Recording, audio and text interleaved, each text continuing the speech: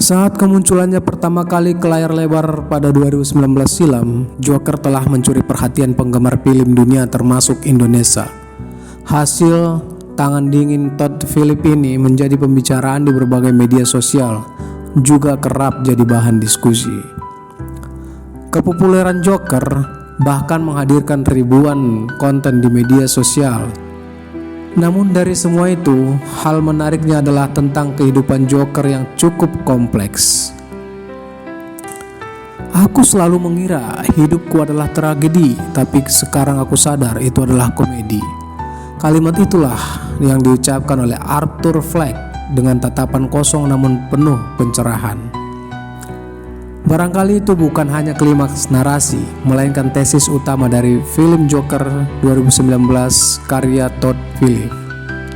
Sebuah pengembaraan ke dalam jiwa manusia yang tak sekedar terluka, tapi juga terkikis oleh absurditas sosial yang menyamar sebagai ketertiban. Dibandingkan dengan versi sebelumnya, yakni Batman The Night Dark, di situ Joker lebih dipandang sebagai penjahat. Sosoknya digambarkan sebagai agent of chaos, agen kekacauan. Berbeda dengan Joker 2019, tidak ada pahlawan, tidak pula penjahat dalam pengertian klasiknya. Yang ada hanyalah manusia yang rapuh, disalahpahami dan didepak dari norma dalam struktur sosial yang begitu dingin hingga hanya kemarahan yang mampu menghangatkannya. Film ini lebih dari sekedar potret individu dengan gangguan psikis. Ia adalah tesis panjang tentang bagaimana peradaban modern menciptakan monster dari manusia biasa. Bukan karena takdir, tapi karena kelalaian sistematik yang terus-menerus memproduksi ketidakpedulian. Arthur Fleck bukan anti-hero, apalagi villain. Ia adalah produk gagal dari zaman yang memuja performa dan menelantarkan empati. Latar Gotham yang suram adalah alegori sempurna bagi kota-kota besar dunia hari ini.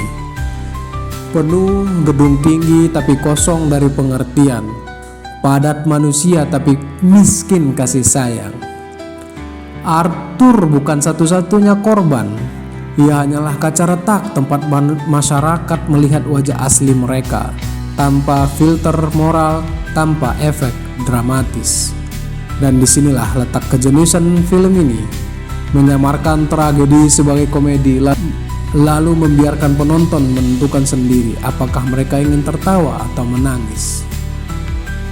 Arthur Fleck hidup dalam tawa yang dipaksakan. Penyakitnya yang membuatnya tertawa tanpa sebab seolah menjadi metafora akan dunia yang memaksa manusia untuk tetap ceria meski jiwanya luka parah.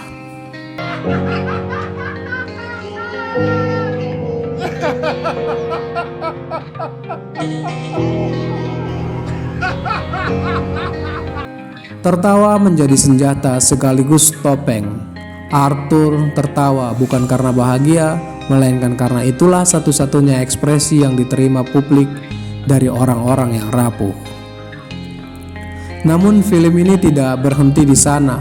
Melalui sudut pandang yang tidak bisa diandalkan, karena Arthur sendiri tak bisa membedakan kenyataan dan fantasi, penonton diajak untuk mempertanyakan validitas persepsi. Apakah kita benar-benar tahu siapa kita? Apakah realitas memang ada ataukah kita hanya hidup dalam narasi yang kita pilih untuk percaya? Ketika Arthur membunuh 3 eksekutif muda di kereta bawah tanah, publik merespon dengan topeng badut dan gerakan bunuh orang kaya. Bagi Arthur, itu bukan bentuk pembelaan, itu kekacauan yang membungkusnya dengan legitimasi. Ia bukan lagi manusia, melainkan simbol. Inilah momen metamorfosis dari Arthur Fleck, pria yang ingin dikenali menjadi Joker, tokoh yang dilihat semua orang tapi tak pernah benar-benar dikenal. Ironisnya, Arthur baru merasa hidup ketika ia menerima absurditas hidup itu sendiri. Seperti seorang tokoh Marshall dalam karya Albert Camus, Joker tidak memilih hidup atau mati dengan konvensi moral. Ia hanya ingin menjadi jujur dalam dunia yang memaksa orang memakai topeng secara literal dan simbolik. Jika hidup adalah tragedi, maka ia terlalu menyakitkan untuk dihadapi. Tapi jika hidup adalah komedi, maka semuanya bisa diterima, bahkan pembunuhan, bahkan kegilaan. Disinilah pemikiran absurd Camus menggema. Yang absurd lahir dari konfrontasi antara kebutuhan manusia dan kesunyian dunia yang tak masuk akal. Namun Joker tidak hanya menggugat eksistensi individu, ia juga memanggil penonton untuk mengaudit nilai masyarakat. Thomas Wayne, simbol kekuasaan, karisma, dan narasi heroisme neoliberal, adalah sosok yang tampaknya mengendalikan arah kota. Namun pada kenyataannya, ia tak lebih dari ayah simbolis yang gagal merawat anak-anaknya yang tersisih. Arthur atau Joker adalah anak dari masyarakat yang terlalu lama menyangkal adanya luka di bawah permukaan ketertiban. Ketika Arthur menembak Murray Franklin di siaran langsung, itu bukan lagi pembunuhan, itu adalah deklarasi. Dekonstruksi terhadap struktur kekuasaan yang mempermainkan penderitaan sebagai bahan hiburan. Komedi menjadi tragedi dan tragedi berubah menjadi perayaan. Yang membuat Joker begitu memikat bukan karena ia brutal atau penuh kekerasan, melainkan karena ia terlalu dekat dengan kenyataan. Manusia hidup dalam dunia di mana empati menjadi barang mewah, kesehatan mental dijadikan beban pribadi, dan kemarahan menjadi bentuk komunikasi terakhir yang bisa didengar. Dalam dunia semacam itu, Arthur bukan monster, ia adalah anak zaman.